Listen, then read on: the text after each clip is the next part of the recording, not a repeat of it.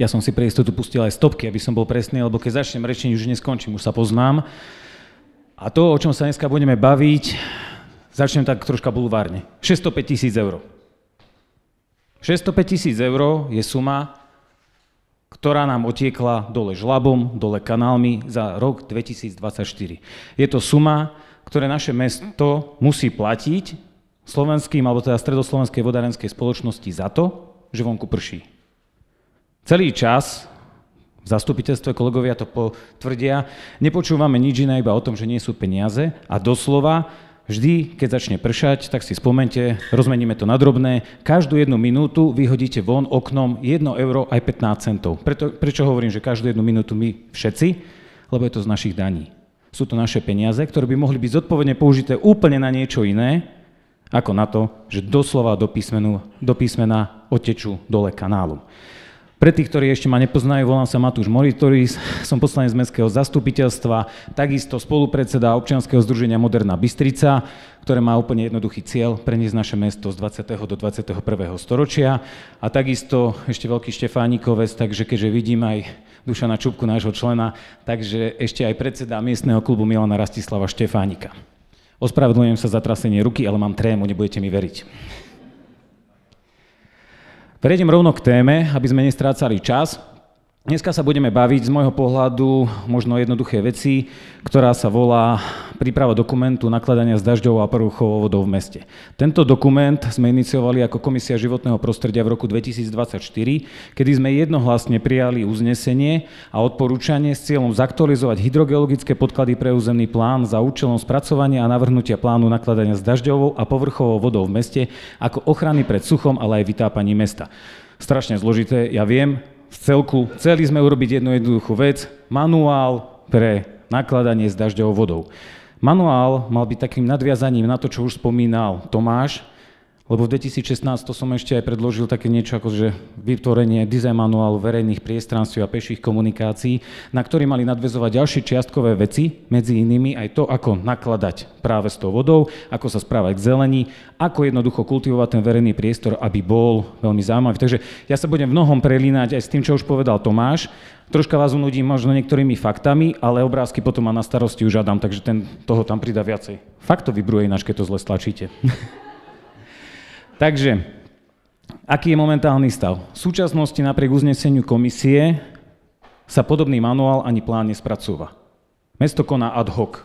To znamená, že máme síce spracovanú nejakú dokumentáciu, čo sa týka zelenej alebo teda modrej infraštruktúry pri projektoch zelených sídlisk, avšak či to ide nejakým smerom, alebo podľa nejakého manuálu, alebo s nejakým cieľom, to sa nedá hovoriť. Jednoducho je to súčasť nejakého veľkého projektu, ktorý je super, je pozitívny, určite skultivuje ten priestor, avšak má ďaleko od toho, že by to bolo o tých zelených sídliskách, teda tak, ako by to napovedalo o tých zelených a modrých opatreniach. Áno, je to kultivácia priestoru, avšak tie opatrenia tam musíte niekedy hľadať, alebo ich spočítate na prstoch jednej ruky.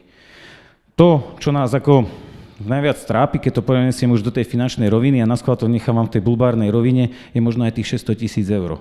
Tých 600 000 eur, konkrétne 603 000, neskôr to rozpíšem, ktoré jednoducho doslova do písmena vyhadzujeme von oknom.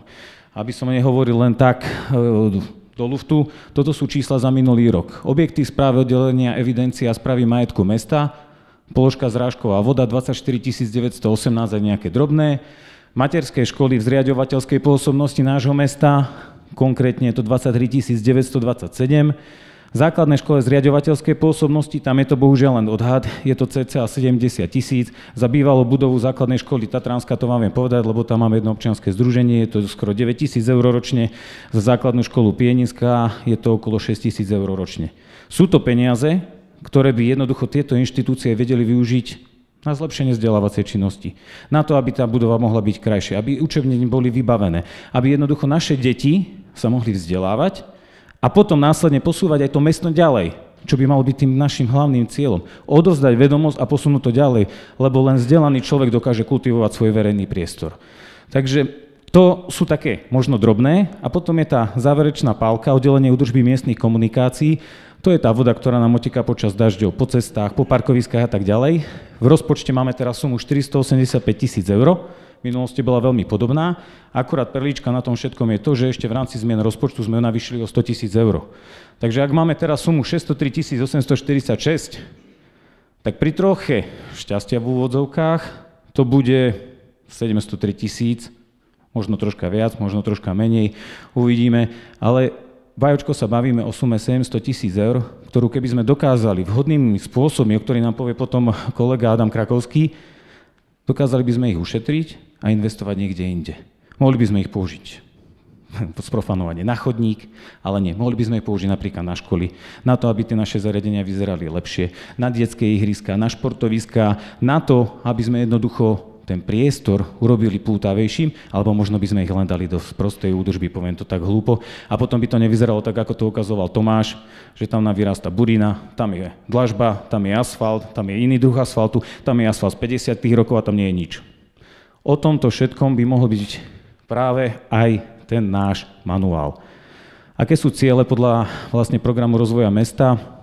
Je to vytvorenie programov akčných plánov, vytvorenie komplexnej stratégie, komplexného strategického dokumentu, akejsi environmentálnej stratégie mesta. To je všetko naplánované, aby sme zase nehovorili, že naše mesto len zaspalo. Ale je to obnovenie prirodzených vodných útvarov, o ktorých sa rozprávame už dlhodobo, ale zatiaľ nám niečo chýba konkrétne v tomto smere. A v rámci programu rozvoja mesta už mesto začalo realizovať zelenú strechu na základnej škole Sitnianska v celkovej hodnote 2 milióny eur. Ono je tam ešte tá otázka, že možno, keďže je to jedna z najviac osvetlených striech, že či by v tomto priestore nebola vhodnejšia trebárs kombinácia aj s fotovoltom, kde by sme dokázali ešte aj zarobiť, alebo naopak až potom nejako postúpať. Chýbala tomu diskusia, bolo to zase rozhodnuté od stola a možno keby sme mali niektoré tie strategické dokumenty skorej, tak by sme mali jasné odpovede na tie otázky, ktoré som si len teraz tu položil a určite by ste si ich položili aj vy. Ďalej, aby som ešte nezabudol, vytváranie udržateľných odvodňovacích systémov, dažďové záhrady, priepustné chodníky a tak ďalej, to, čo je tam napísané. Ešte pred 11 rokmi, znie to hrozne, pred 11 rokmi som hovoril, že prvýkrát som sa stretol s Adamom a rozprávali sme sa o tom, že ako sa dajú využiť niektoré priestory, hlavne tých školských hrálok, ktoré máme majetkovo vysporiadané. A tam padla presne tá krásna idea, že čo keby ste to premenili na dažďové záhrady? Však len jeden ten zvod zvediem, vyvediem to na dažďovú záhradu, odpojím od toho stočného tej kanalizácie a mám tu nejaké priame peniaze, ktoré môžu slúžiť pre školu. To by malo byť našim cieľom. Zatiaľ sa to nepodarilo zrealizovať. Pre mňa nepochopiteľných príčin, rovnako asi ako není manuál verejných priestranstiev. Čo sa stane najhoršie, ak by sme nič neurobili, je vlastne pomenované v tomto slajde. V prvom rade vyhadzujeme ďalej 600 000 eur a ešte viacej do luftu. Dochádza k zvyšovaniu prašnosti, bude sa zhoršovať kvalita života v meste, zvyšuje sa riziko povodní a bleskových povodní na malých urbanizovaných plochách a tak ďalej a tak ďalej. Nejdem vás týmto nudiť, lebo neviem, koľko mám času, už mám iba 2 minúty, ale cieľom by malo byť jednoducho dokázať flexibilne reagovať na aktuálne zmeny klímy, prinášať niečo pozitívne a hlavne, zase sa budem opakovať, ale prepáčte mi, budem v tom usporiť nejaké peniaze, ktoré môžeme použiť zase len do rozvoja mesta. Môžeme ich využiť na niečo pozitívne. Už nebudem teraz hovoriť to, čo hovoril Tomáš, lebo ten vám to povedal veľmi jasne. Ten priestor môže vyzerať úplne inak. Ondrej Horváth to krásne ukázal, ako to môže vyzerať v tej Trnave. Môžeme aj týmto smerom ísť? Nie, že môžeme. My tým smerom pôjdeme, len musíme začať realizovať tieto veci. Ale tie bez systémového prístupu nepôjdu a budeme tým pádom čeliť suchám aj záplavám. Ako inak? Čo to znamená? Pripraviť manuál, zníženie poplatkov za odvoz dažďovej vody, ochrana verejných priestorov pred prívalovými dažďami. Nie je to teraz ochrana, že na 100% bude. Nepodarí sa to. Ale už len tým, že spomalíme prílivovú vlnu o 3 až 5 minút, môžeme spôsobiť to, že napríklad sa nám Rudlovský potok nevyleje na sídlisku, že nám to nespôsobí to, že tá prečerpávačka, ktorá je veľká postavená pri Hrone, nebude zaplnená kalom, slušne poviem to tak. A nebude to o tom obrázku presne, čo si ty rozprával, ale jednoducho budeme dokázať čeliť tým prívalovým dažďom. Budeme mať jednotnú metodiku pre mestské investície, developerské projekty a správu komunikácií. Ďalej tomu budeme musieť predchádzať aj to, aby sme zmapovali súčasný stav. Musíme vytvoriť aj pracovnú skupinu z odborníkov, úradníkov a stakeholderov a tí môžu následne pripraviť koncept manuálu pilotných projektov a testovať ich priamo v teréne, alebo teda testovať tieto riešenia. Je to jednoducho prístup taký, ako keď zavádzame manuál verejných priestorov, a to znamená, že budeme mať záväzný nástroj v územnom rozvoji. Samozrejme, narazí to na XY komplikácií, ale tie sa majú prekonávať a nie len si takto zakrývať oči, Ježiš, to sa nedá. Jednoducho v meste by nemalo v tomto prípade platiť to 3N. Nie, nechcem, nemôžem. Ako inak, záväzný dokument, ktorý bude rešpektovať, to som už všetko povedal, ale pre mňa je to dôležité, to, čo je tam tým boldom zvýraznené. Manuál je nástroj, nie byrokracia. Dáva mestu kontrolu a víziu. Samozrejme, v súčasnosti nenašiel som konkrétne spracované mesto, ktoré by malo vypracovaný taký tento manuál, ale prečo nebyť zase nejaký invenčný?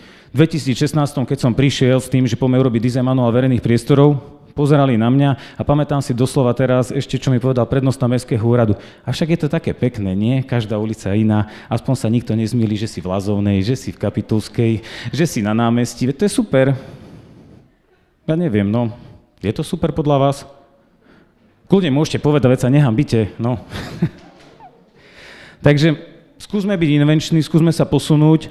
A možno to niekde bude vypadať tak, ako to ukázal aj Tomáš. A tu je pár takých obrázkov, ktorými vás za chvíľku zavalí Adam.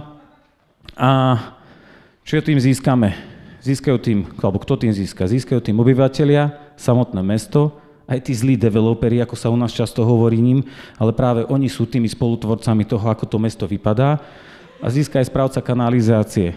Bude menej zaťažený. Tým pádom tá kanalizácia bude slúžiť na to, na čo má, a nie na to, aby nám vodu, ktorá nám padá z neba a je pre nás darom, odvádzal niekde inde, kde ju možno nepotrebujú.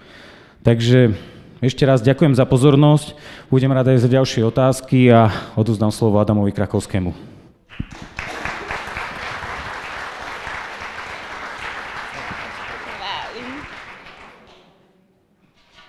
Som rozplakal.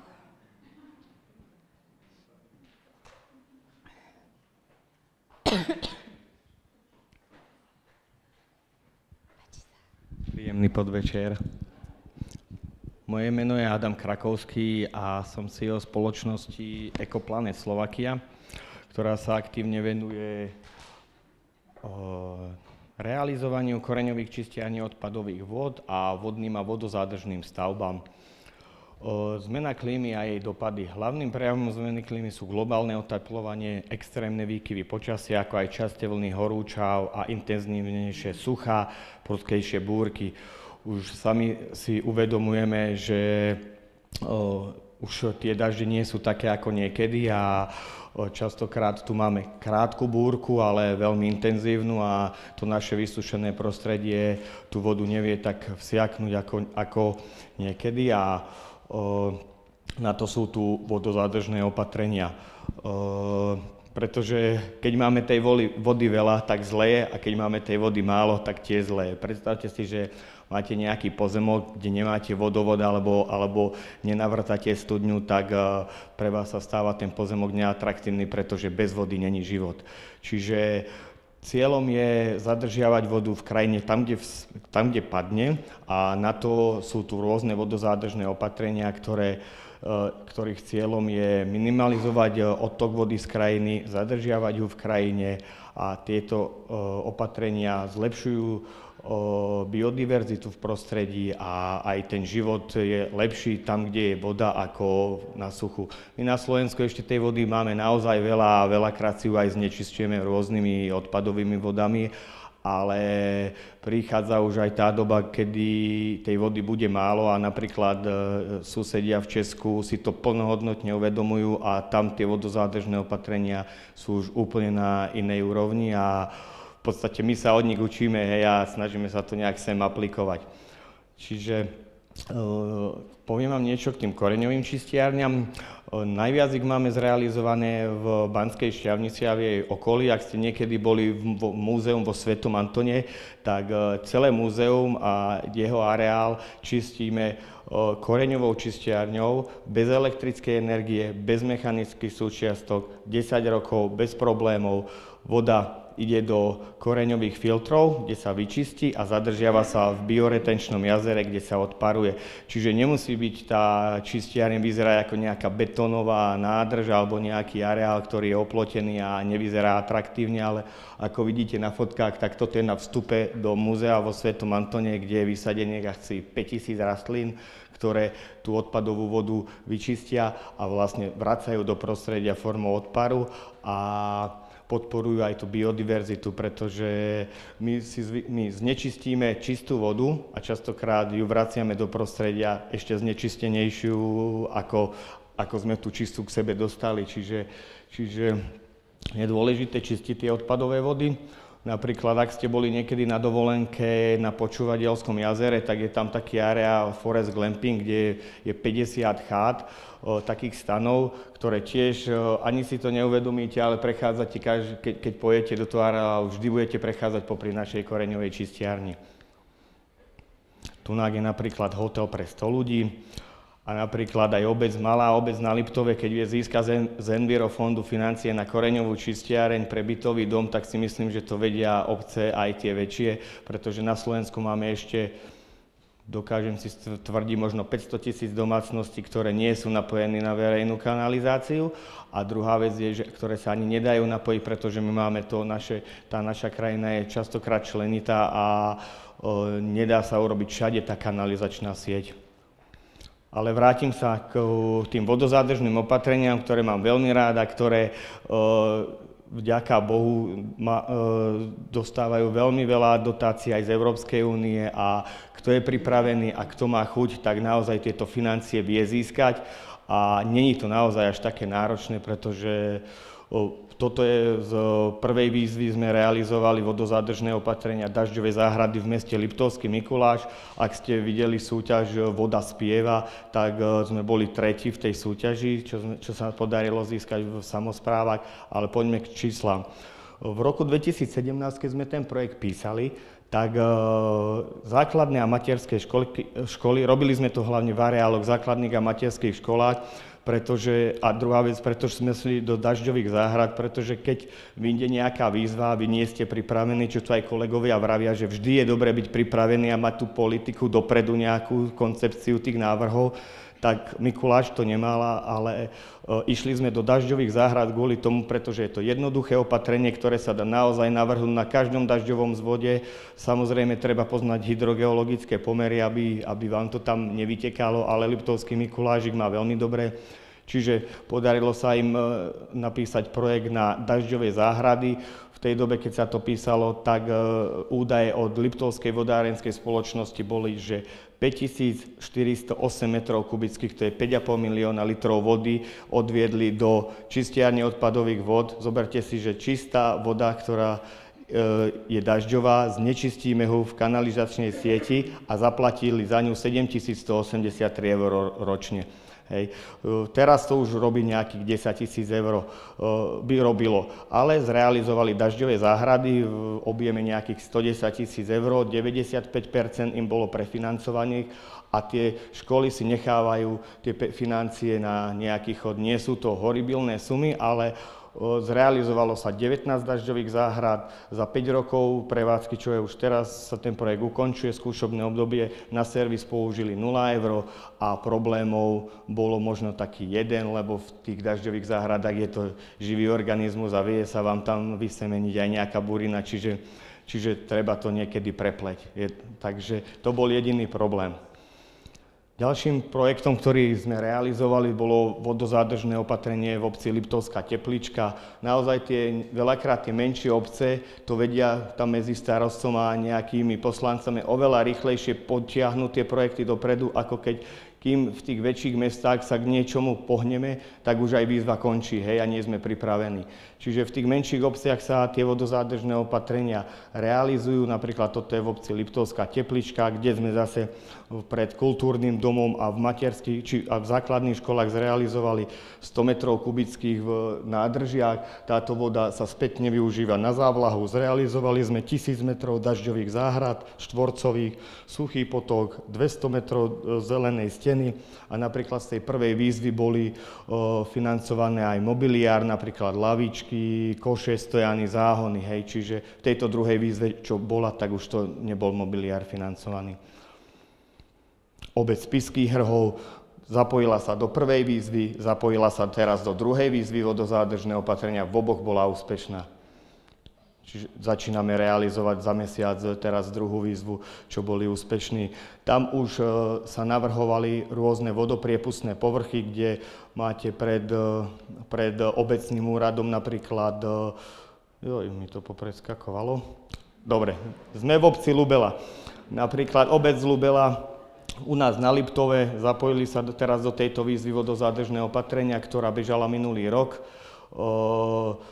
Navrhla sa tam, pred úradom bol staré betónové, asfaltové rozbité plochy, ktoré by v živote obec nenašla financovanie na to, aby ich upravila, zveladila a celý tento areál chytil nejaké oveľa krajšie kontúry. Prišla výzva vodozádržné opatrenia, výmena nepriepustných povrchov za vodopriepustné. Aktuálne na fotke vidíte Ecoraster Blocks, čo je vodopriepustná dlažba, ktorá prešla z týchto dotácií a 100% táto obec získala na financovanie týchto vodozádržných opatrení. Európska únia naozaj veľmi veľa financií tlačí do vodozádržných opatrení a naozaj táto druhá výzva, čo bola, tak bolo financovaných 100% aj na projekty, aj na projektový manažment, na všetko. Čiže kto sa nezapojil, tak môže banovať, pretože tých peňazí tam nebolo málo a tie obce boli naozaj úspešné, ktoré sa zapojili. Len pri tých návrhoch treba dať takedy si pozor na to, že sú rozdelené na technické a zelené opatrenia. Čiže vždy musíte mať napríklad, keď navrhnete nejakú nádrž na vodu, tak nemôžete mať z nej ten prepad navrhnutý do vsakovacích objektov, ale musíte ho mať navrhnutý do nejakého zeleného objektu, čo je nejaký zelený infiltračný pás alebo dažďová záhrada, pretože by vám to neprešlo. Ten projekt by vám zrušili, lebo máte len technické opatrenia.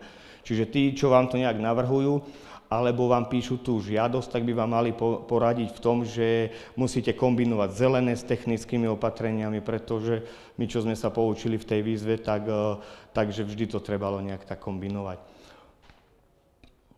Tu vidíte malá obec na Liptove, Partizánska Ľubča, zachytávanie dažďovej vody v dažďových záhradách, je to v areáli materskej a základnej školy, kde je to napojené zase na tú edukačnú činnosť, kde sa deti chodia učiť o tom, že tá voda im odteká z toho žlabu do tej dažďovej záhrady a prečo je dôležité, aby tam odtekala. A zase učitelia sú radšej idú vonka a ubehne im ten čas tým deťom vonka a povedia im aj niečo prospešné k tomu životu a o tom životnom prostredí. Tam sme realizovali, alebo realizujeme aktuálne aj nádrže na ihrisku. Veľa tých obcí si to realizuje na tých ihriskách kvôli tomu, že potom následne napoja tú zadržanú vodu na využívanie závlahy ihriska. Čiže vždy to treba tak nejak... Dôležité je vodu zadržať, ale dôležité je tú vodu aj minúť, pretože keď sa vám tá nádrž naplní a vám príde dážď a je naplnená, tak tú nádrž len prepláchne a vy ste tú vodu nevyužili. Ešte by som sa vrátil. Tu máme, škoda, o tom CT parku som chcel povedať. Ale plne si uvedomujeme, že hodnota je voda a preto navrhujeme trvalo udržateľné riešenia na princípoch obehového hospodárstva. Ďakujem za váš čas.